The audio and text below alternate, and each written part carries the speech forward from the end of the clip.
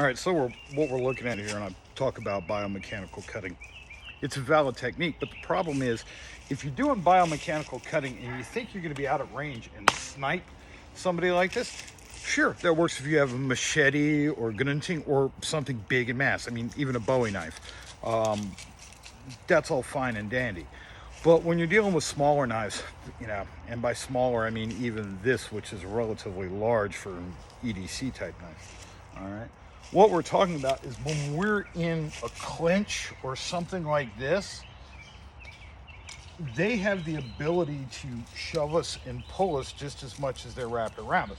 So yeah, we can be feeding that knife into their guts and whatever, because again, with that whole Medusa methodology, we've got our latch and here's our stab, right? But we can get better control over this limb and better control over them if we are in tight. We've got this, and now we're up against them, and we get this index where I am placing it against their arm, against their bicep, against those tendons, and I slice and I bring it down. So I've cut their arm, I've cut the machinery that works, but I've still got this latch, and then I can feed and do what I need to do to stop this situation. If you are in, like, they've got you here and they're pushing you around and shoving you, yeah, you can again feed that knife, but it is quicker to get out of this situation, because even if I'm pounding him in the stomach and just going over and over and over and over, he could be doing the same thing to my back. So I'm in this locked up position. I stick it into that leg and then I rip it out. So I'm cutting out of that leg, doing damage that may or may not stop their mobility, but it's absolutely going to break down their structure and let me get control of that situation again. There are things you do with I really hesitate to say dueling, because it's not really what I'm talking about, but against somebody that has a deeper understanding of how to use an edged weapon, you tend to have to go into some more advanced techniques, because even when we're talking about Medusa and we talk about the shock can't be just a straight stab right in the face. Then you can get that lockup, then you can get that tie and go to work.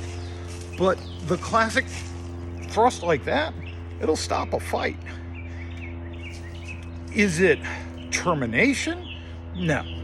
But in most cases, most people, for self-defense, the idea of a quick knife in the eyeball, and I'm not talking, eye flick, throat gouge, and all of that. Sure, I can do it. I've been doing it for a long time, but a lot of people can't. This, anybody can do, and doesn't take a lot of skill. And even if you don't get the eye, you get the flinch response, lets you close and go to work. So levels upon levels to these sorts of things, but biomechanical cutting, only when you're in position, only when you've got that positive index, and then you cut through it, and then you can feed into something more vital. So, in even when you break down a Medusa altercation, there's still this whole concept of crossing the bridge, and that's where we're getting in closer with things like Medusa, where we're hoping for that preemptive strike that's still crossing the bridge, that's still creating that distraction that allows us to get in there and do the work we need to do. And if you're caught behind the 8-ball and you're on the receiving end of things, you've got to mitigate that and get in and do what you need to do.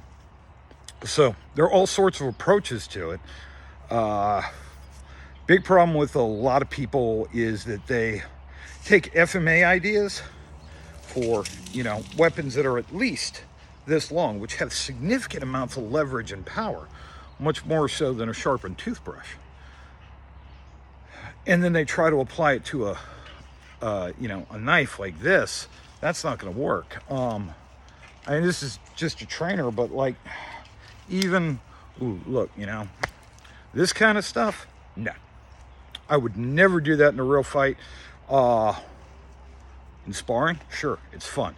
One of the things I do find effective, this thing right here, here.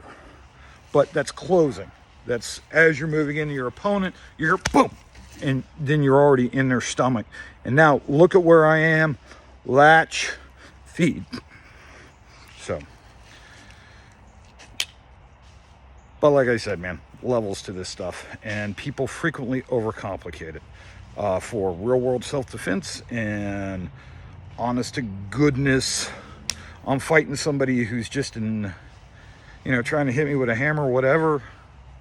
Yeah, tight grip, make holes. Doesn't get more complicated than that.